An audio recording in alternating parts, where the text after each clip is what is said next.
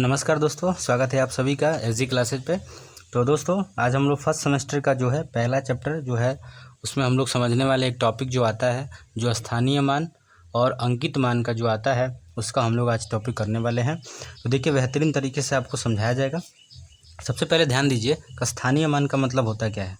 जैसे हमारे लिए एक वर्ड यूज होता है उसको हम लोग कहते हैं स्थानीय मान। ठीक है, स्थानीय मान।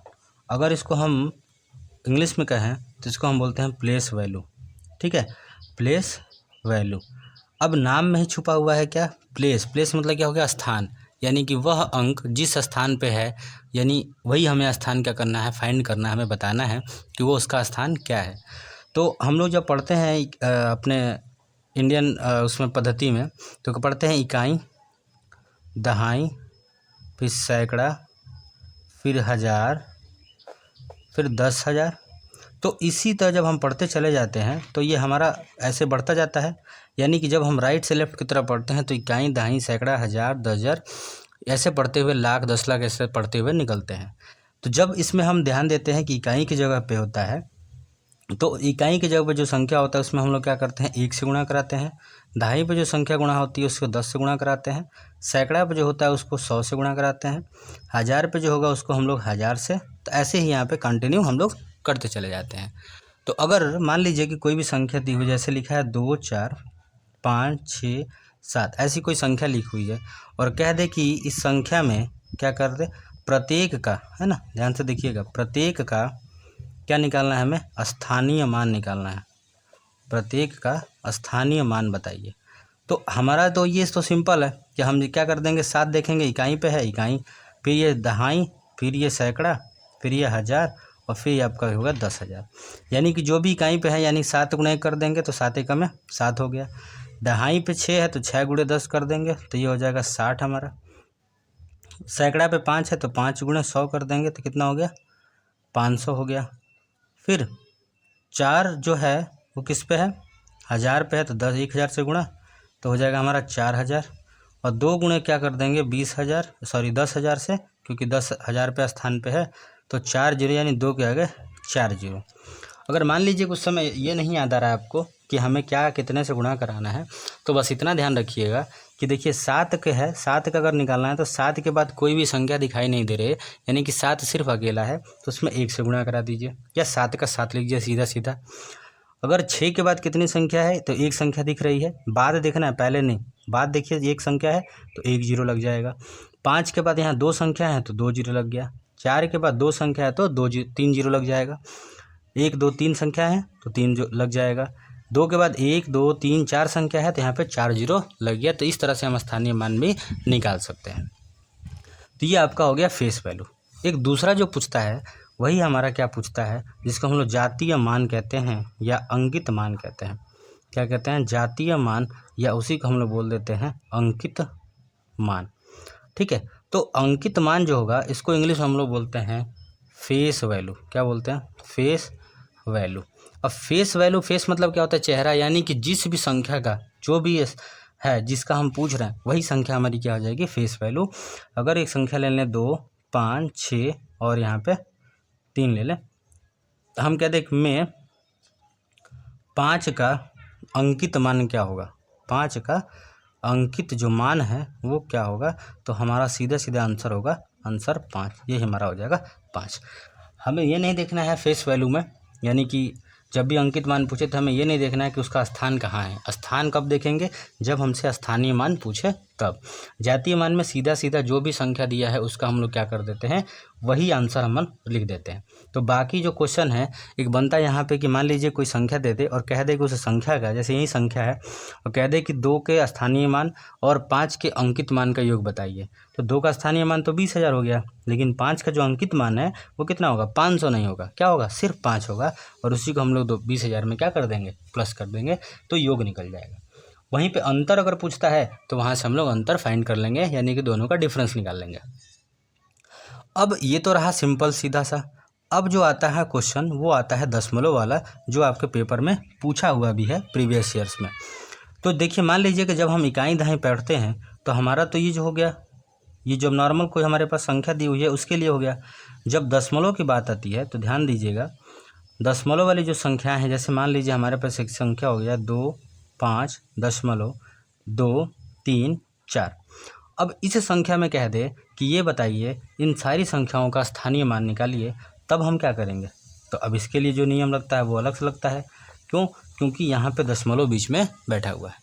तो दशमलव के लिए हम क्या करते हैं, सबसे पहले बात करते हैं कि दशमलव के दाहिने साइड हम क्या पढ़ते हैं और दशमलव के बाएं साइड क्या पढ़ते हैं। क्योंकि यहाँ पे देखिए दशमलव यहाँ है तो 2 भाग में 2, 3, 4 और 2 और 5 अलग अलग बांटे गए हैं।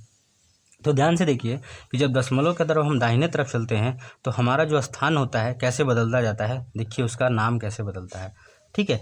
अच्छा, ये जो है 2 जो है ये किस स्थान पे है? अब कोई कहे कि ये बताइए ये इकाई है, दहाई है, सैकड़ा है, तो ये क्या है, पूरा का पूरा क्वेश्चन आपका गलत हो गया। ठीक है। क्यों? क्योंकि दशमलव के बाद जो होता है वो इकाई दहाई शुरू होता है ना, दशमलव के बाद नहीं होता। यानी कि जब हम इधर चलेंगे तो दशमलव के जब बाद रहेंगे तो इकाई दहाई सैकड़ा नहीं चलता है, दशमलव के आगे की तरफ चलता है इकाई दहाई सैकड़ा, ऐसे चलता हो जाता है। तो आखिर फिर इसको क्या कहते हैं? तो इसको देखो क्या कहते हैं, ये इसको हम कहते हैं 10वां भाग। क्या कहते हैं?